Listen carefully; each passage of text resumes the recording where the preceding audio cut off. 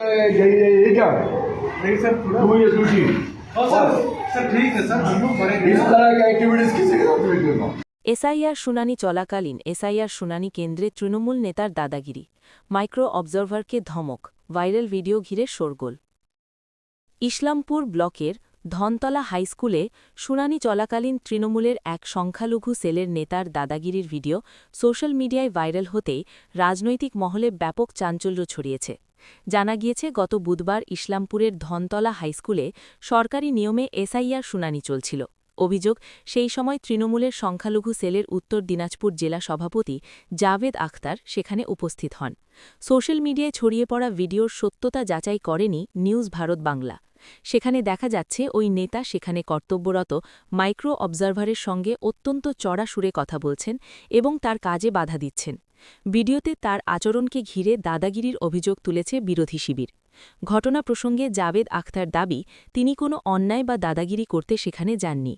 জাভেদ আখতার বলেন, আমি ওই শুনানি কেন্দ্রে পরিদর্শনে গিয়েছিলাম। সেখানে গিয়ে দেখি সাধারণ মানুষ চরম হয়রানির শিকার হচ্ছেন। সাধারণ মানুষের কাছ থেকে একাধিক অভিযোগ পাওয়ার পর আমি নিজেই সেই হয়রানির চিত্র চাক্ষুষ করি। একজন জনপ্রতিনিধি বা রাজনৈতিক কর্মী হিসেবে সাধারণ মানুষের স্বার্থে আমি তার প্রতিবাদ করেছি মাত্র। যদি একটু বলেন। বিষয়টা হচ্ছে, এটা নতুন কিছু না। যেমন ঝাড় তার তেমন বাস। দলের নেত্রী যেরকম আর তার চালানা আটানা নেতারাও ঠিক একই রকম। আজকে এসআইআর নিয়ে রাজ্যে যতগুলো গণ্ডগোল হচ্ছে, আপনি দেখুন যে লিডকে করছে হয় তৃণমূলে কোনো নেতা করছে স্থানীয়, আর নাহলে কোনো এই তৃণমূলের বিধায়ক, নির্বাচিত বিধায়ক করছে, মানে যারা সংবিধানের শপথ নিয়ে নিচ্ছে। যারা আইনকে রক্ষা করবে তারাই আইনের যারা পালক তাদের উপরে এভাবে শাসাচ্ছে, যে এটাই বোঝা যাচ্ছে যে আমাদের বাংলার রাজনীতিটা বা বাংলার আইন শৃঙ্খলাটা কোথায় গেছে।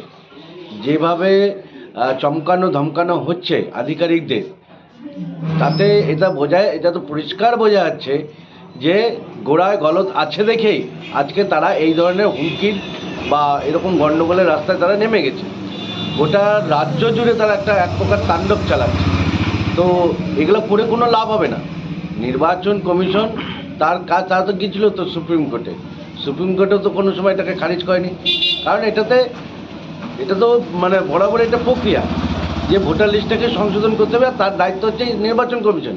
সে ভালো ভোটার লিস্ট তৈরি করে সে সুষ্ঠুভাবে নির্বাচনটাকে পরিচালনা করবার দায়িত্ব হচ্ছে নির্বাচন কমিশনের। তো সেখানে বাকি কোনো পলিটিক্যাল পার্টি বা অন্যান্য আরও যেটা 12টা রাজ্যে যেখানে এসআইআর হচ্ছে সেখানে কোনো গণ্ডগোল হয় নেই, একমাত্র ব্যতিক্রম হচ্ছে বাংলা।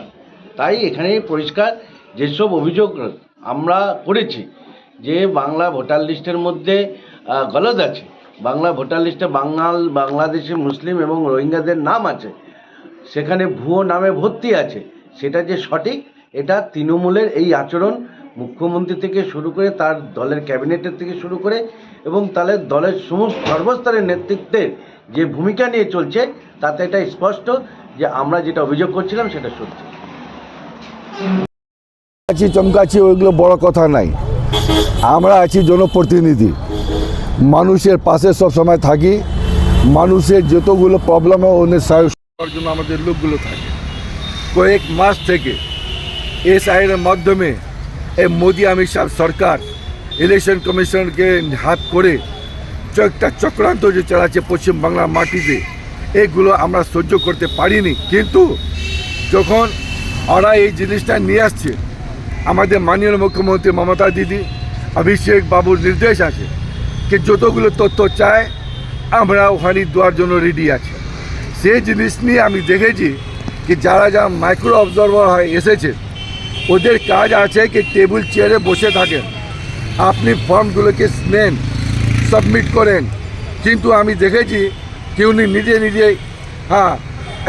দাঁড়িয়ে যান, দাঁড়ানোর পর মহিলাগুলোর উপরে হাত দিয়ে দেন, কে চলো চলো চলো, ছেলেগুলো বয়স্ক মানুষের উপর হাত দিয়ে দেখে চলো চলো চলো, রিসিভ দিল কি দিল না সেই জিনিসের কোনো কথা নাই। কিন্তু এইরকম মিসবিহেভ হয়, এরকম ব্যবহার হয়, তো আমরা বাংলার মাটির মানুষ কোনোদিন সহ্য করব না। জনগণই আমাদের সম্পত্তি আছে। আমাদের মাননীয় মুখ্যমন্ত্রী ওনার জন্য, জনগণের জন্য রাত দিন এক করেছেন, অভিষেক ব্যানার্জি এক করেছেন। আমরা সবাই জনপ্রতিনিধি, ছোট থেকে নিয়ে বড় পর্যন্ত গ্রাম পঞ্চায়েত মেম্বার থেকে নিয়ে জেলা পরিষদ পর্যন্ত, মন্ত্রী থেকে নিয়ে বিধায়ক পর্যন্ত সবাই দিনরাতে মানুষের পাশে দাঁড়িয়ে আছে। দেখেন হাজার হাজার মানুষ সকাল থেকে নিয়ে রাত পর্যন্ত, মাগুলো ছোট ছোট বাচ্চাকে গদি নিয়ে আপনি দেখেন এই রোদের উপরে দাঁড়িয়ে থাকে, শীতের উপরে দাঁড়িয়ে থাকে। তো ওদের ভিতরে দয়া নাই, কিন্তু আমাদের ভিতরে দয়া আছে। ওনার সঙ্গে যদি মিসবিহেভ হয় আমরা এটা সহ্য করব না।